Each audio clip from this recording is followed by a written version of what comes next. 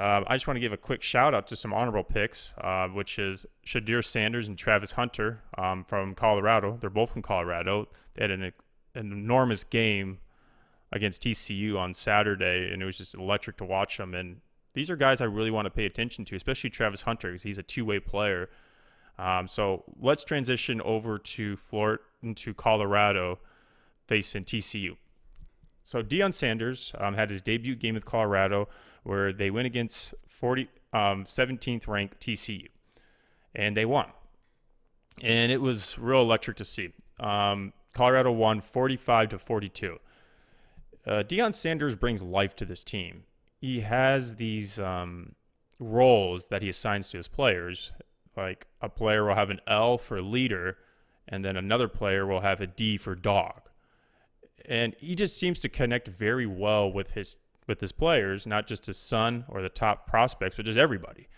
And I think that's what makes him unique, is that he relates to the kids, and he's super confident. He's also just Hollywood. I mean, he is a big name in anything related to football, whether it's being on the field or being off the field as a head coach. He's Hollywood. He's a TV personality, and he's brought a lot of his top players from Jackson State with him to Colorado, which includes his son and Travis Hunter, who Travis Hunter was one of the top high school prospects in his class. And speaking of him, he could do it all. He can catch. He caught 11 receptions for 119 yards, and he can cover as a corner. He had one interception. It's unbelievable. I haven't seen anything like that, where someone can catch for 100-plus yards and get an interception in the same game. And then his son, Shadir Sanders, he breaks the Colorado passing record for most yards in a game, which is 510 yards, and threw for 4 TDs. And here's the interesting stat I really liked. He had 4 receivers that had 100-plus yards each. He distributes the ball very well across all his teammates, and that's probably what's going to make him so unique and hard to play against, because you just don't know who he's going to throw to. So I found that to be a really impressive stat, that he was able to distribute this ball so well across all the players that he had in his disposal. So this is what I liked about the first game for Deion Sanders in Colorado. They responded very quickly every time TCU scored. One thing I didn't really like, or I thought was a little concerning, was there wasn't really much of a run game. At the end of the game, there was 55 total rushing yards.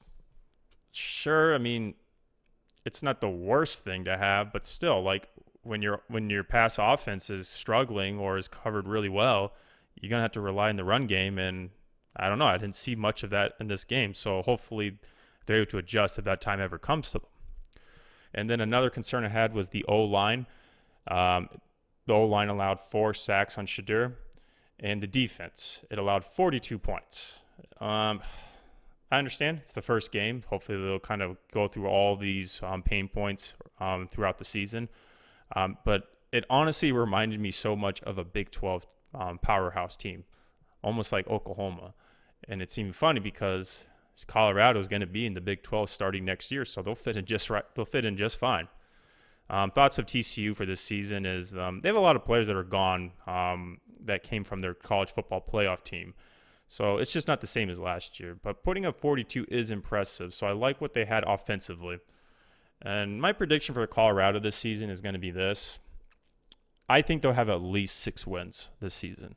And they will fit in competitively in their debut season in the Big 12. I would say in 2024, they'll get a couple more recruits. They'll have their players be more seasoned and more adjusted to each other, and they'll easily be a top 5, top 10, a top 5 team in the Big 12 for next season.